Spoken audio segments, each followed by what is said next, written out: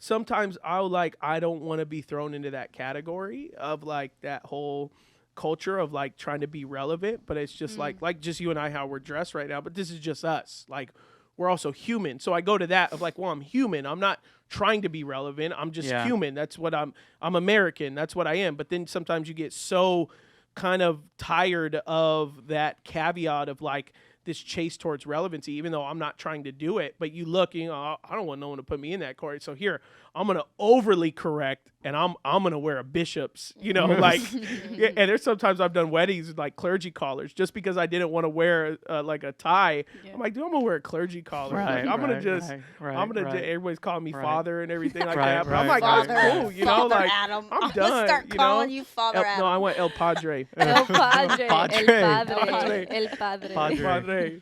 Yeah, man. It's just like you get in moods. Shout out like, Padre Pio. Padre Pio. Oh, gee, Padre Shia Pio. LaBeouf, welcome. Yeah, welcome to the fold. Welcome to the fold, Shia.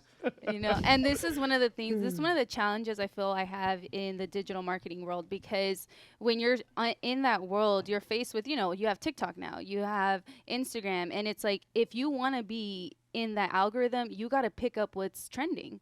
And so as a church, I feel like that's one of the battles. And actually, Chelsea sent me something that was really, really important, was just like, okay, let's not just focus on making this a billboard or just having graphics that just show, okay, this is the event, this is the time, be here. But she sent me something that was more, the guy was talking about, let's make this something where we're serving the people, you know, and we're inspiring, we're encouraging. So back to the comment of we're in times that are changing, it's like, we just did a reel yesterday too, where the lyrics were changed and it was a Christian format versus a secular format.